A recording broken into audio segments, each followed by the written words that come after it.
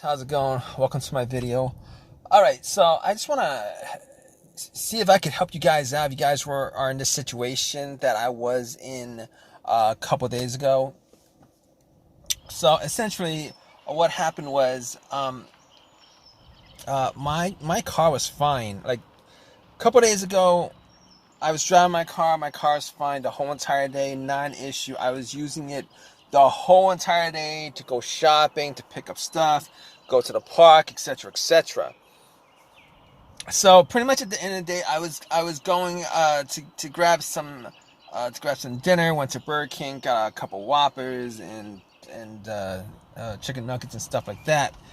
Spent about, I don't know, maybe like 30 minutes.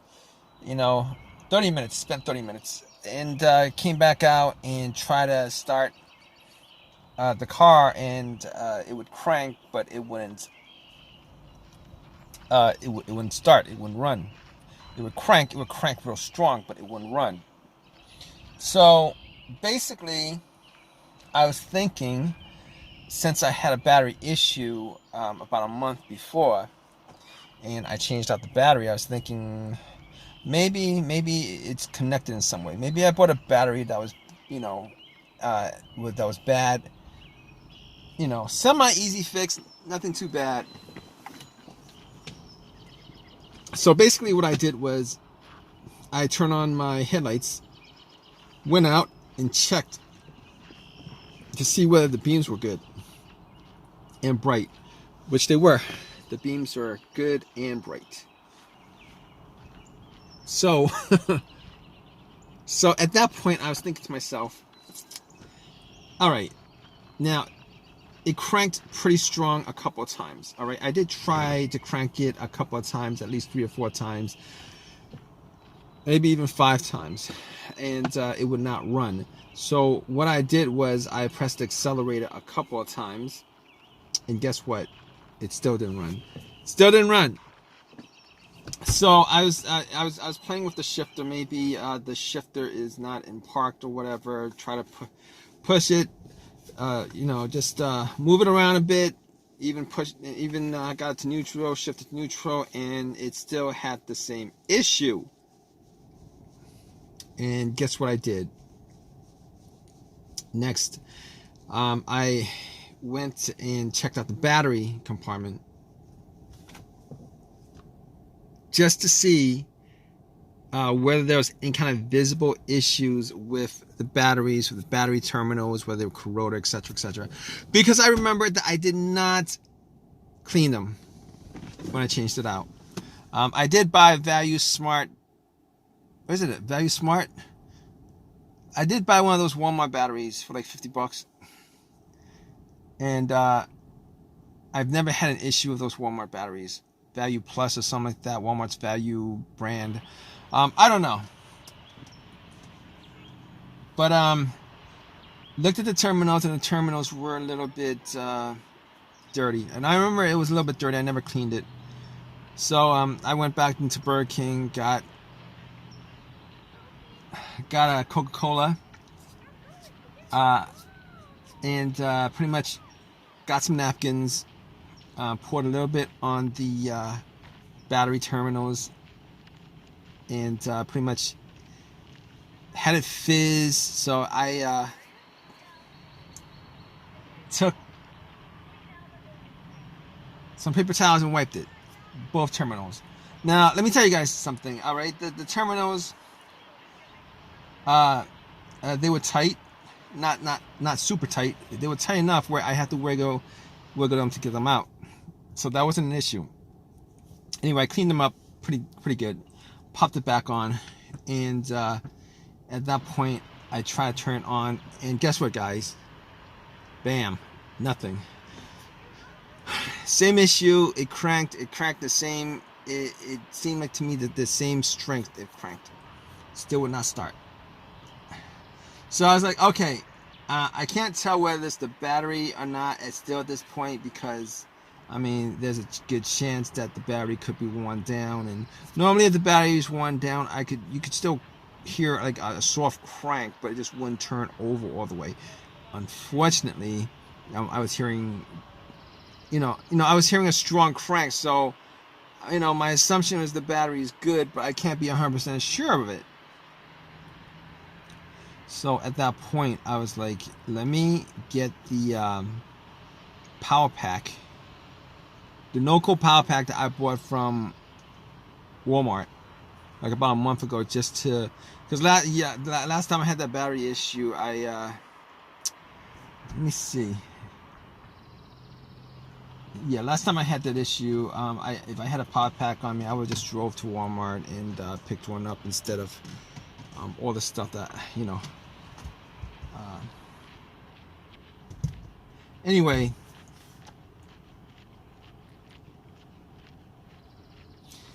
Anyway, what was I saying? The battery pack. Yeah, so I put the battery pack on, and then I try to start to crank it. The battery pack was at like 75%, but that would have been enough to actually get the car to start if that was the issue. And I tried starting it, and guess what, guys? Guess what? Still the same situation. Nothing. Same situation. Still strong crank would not run. Still strong crank would not run. So had me scratching my head at that point. Knew that 100% it for sure that it was not the battery, it was not the terminals. So next troubleshooting step was I looked at the negative line, the negative wire to the battery, which is the main ground wire, and just made sure that it was connected to the frame of the car and there's no corrosion, etc., etc. And there was no corrosion. The the line was good. It was connected. There was no corrosion at all. So at that point, I knew that there might be another issue that was probably a little bit more complicated. So I was like thinking to myself, okay, crank no start. Normally there is a lot of different things that could be causing it, possibly. Okay, mass airflow sensor,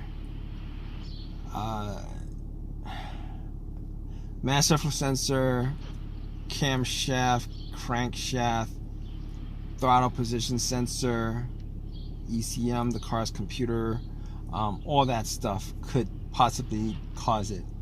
And I was thinking to myself, was there a check engine light? Nope, pretty sure there was no check engine light. For a long while that I haven't had a check engine light on this car. Pretty sure 100% there was no check engine light. So because of that,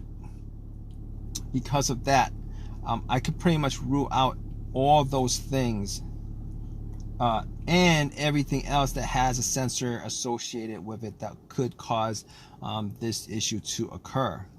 Now, I couldn't say 100% because that issue could occur immediately, like at the very instance that I tried to start it. Probably didn't have that issue before, and then that issue just popped up. But there's normally you get like a little warning before that stuff like that happens, where you get absolutely immobilized, where you can't start. So I was thinking about all the things that it could cause it that has a sensor, and I knew there was no check engine light on my dash.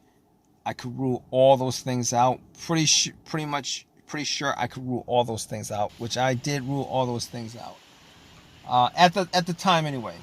All right, and I did have an OBD2 scanner, but that didn't cross my mind when I was taking the terminals off the battery. Normally, when you take terminals off the battery, you erase all the codes. But seeing as how I did not have any check engine light on my dash, I don't think that would have caused the issue. Okay, so moving on. There's one other thing that could still cause it relating to the check engine light and the car's computer, etc., which is sometimes if there's no connection between the car's computer to the car itself, the ECM to the components of the car, the car's computer to the components of the car, there is a chance that it would just cause a crank no start issue. Okay, so basically, I had an OBD2 reader, plugged it in, and just to check up on that, I made sure that the OBD2 read all the way through, which it did. Now, if it didn't read all the way through, it read like halfway, and then it just stopped and says, you know, and gives me a message that it wasn't able to pick up the car's computer. It just kept on hanging there for like a good extended period of time without running all the way through, scanning all the way through. I would know that it was the car's computer that had some issues, but because it read all the way through, I knew that it wasn't the car's computer that had issues. Anyway, moving on to the next thing. I was thinking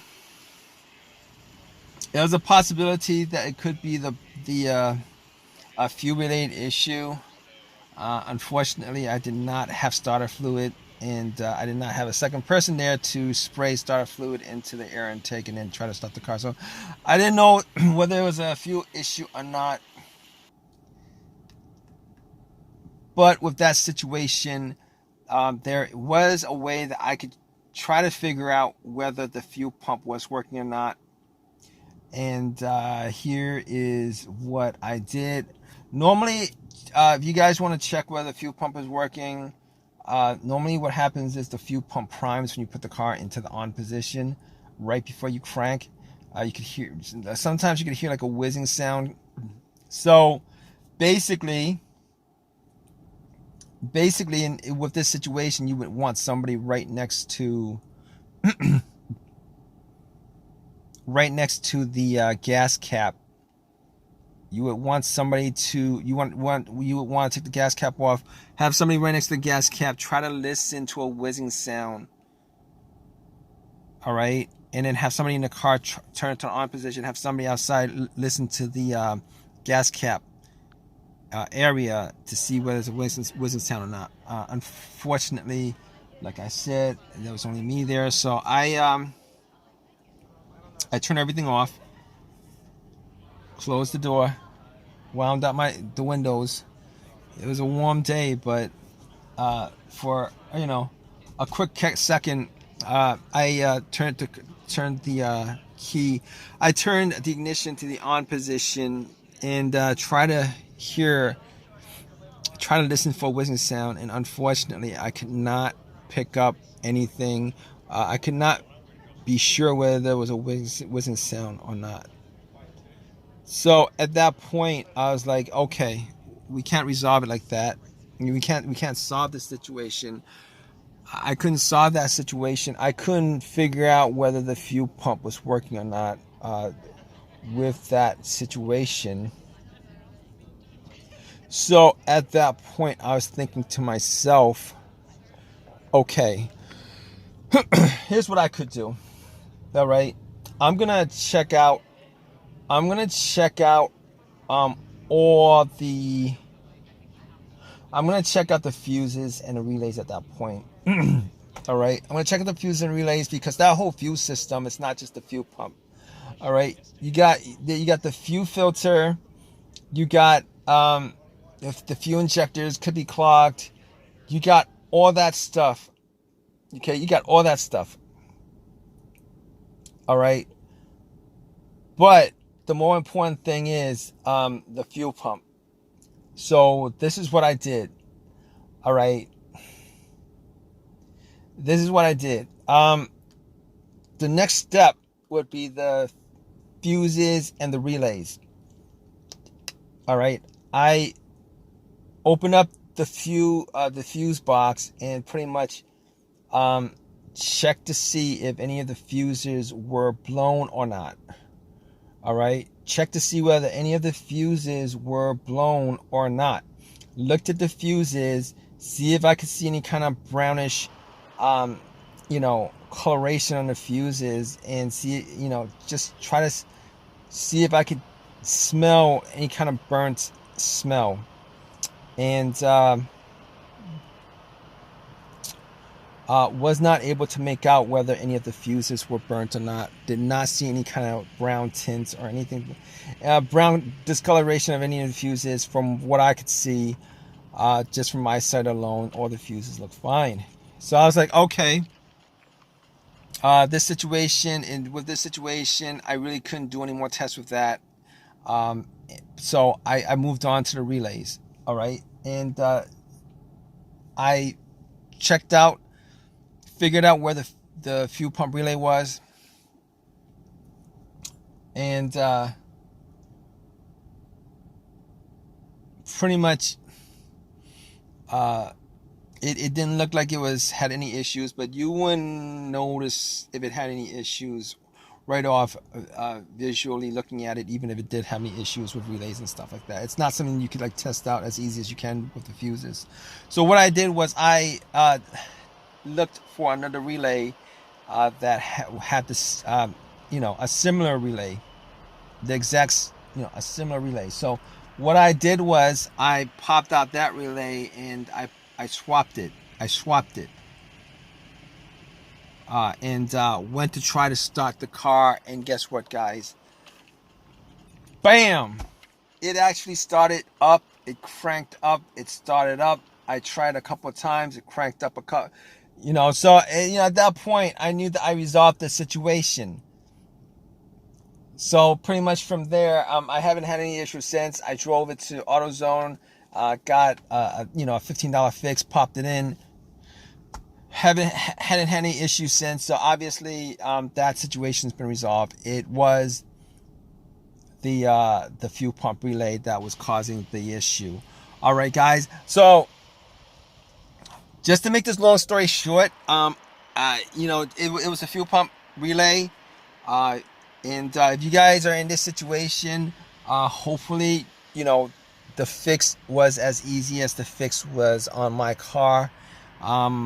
If it wasn't, you guys should just pretty much go through all the steps that I went through, in this videos as I explained it to you guys. And, hopefully one of those things,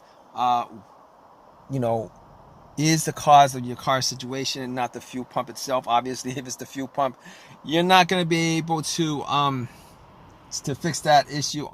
Well, you could, but obviously not at that time when they're having issues, unless you have unless you're a mechanic with with tools with you and stuff like that, and the parts and stuff. But anyway, let me just end this. So hopefully, if you guys are in this situation, this video has helped you guys out. If it has, please give me a thumbs up. Please subscribe. Please, definitely leave a comment. I'm always, if you leave a comment about your situation, hopefully somebody's out there to help you out too. If they see the comment, they might be able to help you guys out with the situation, and I'll probably respond to it too. But regardless, if I can, I'll respond to it. But regardless, yeah, hope this video has helped you guys out. All right, guys, take care.